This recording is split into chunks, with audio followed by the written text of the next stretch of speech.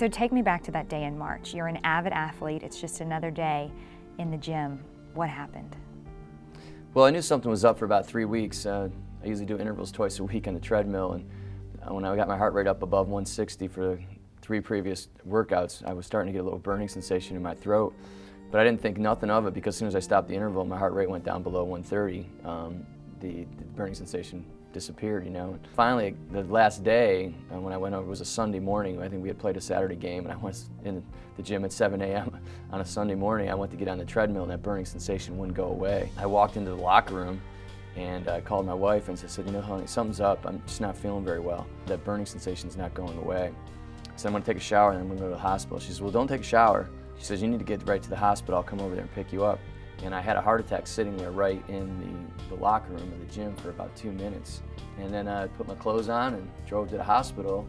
And then I got to the hospital, and immediately when you walk in, you know, if you're ever in a waiting room and if you just pretend you got a little bit of heart issue, you get immediate service. Immediately there was about 30 nurses on me. I was in there in 2 seconds, and I was hooked up to everything. And the doctor was talking to me, and he said, you know, I think you just got a little pericarditis. You know, then right now everything's going good. All your vitals are great. Oxygen levels are good. What about your family history? And I said, well, you know, I had a brother who died 44, it was a heart attack. I had a brother that was 52 that had a major stroke and then lived as an invalid for about 6 years.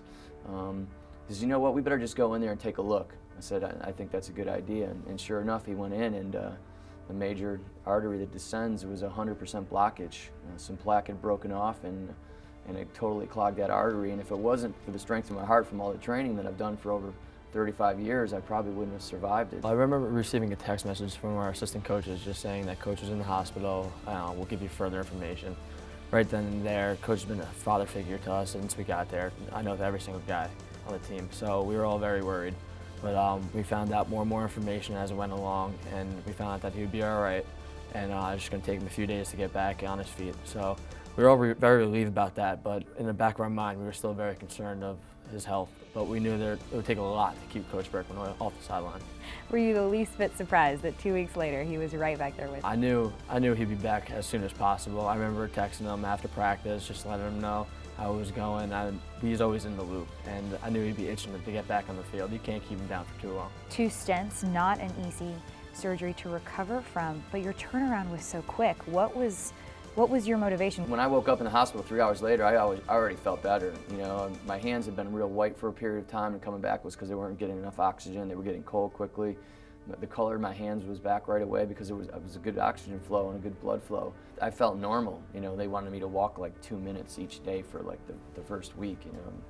And then my wife was basically taking a noose around my neck and holding me back because I wanted to do so much. Pretty much back to normal now. I mean, I basically do all the same workouts. I do the same treadmill workout I did almost to the T that I did before the incident.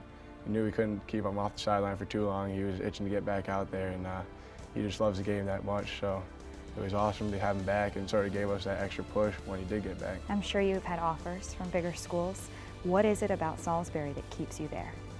Well, the grass isn't always greener on the other side of the street. A lot of people think that, you know, the ultimate is to go to coach at Division I. Well, you watch our team play tomorrow, you're going to say, man, there's a lot of those guys that should have been playing on Saturday or Monday because our guys are that good. Because you don't win Division III national championships with Division III players. You're winning with guys that can play at a higher level. That house on the other side, that car that guy drives isn't any better than mine. It might be a little bit newer, and it might be a little bit bigger, but I really like the one I'm in right now.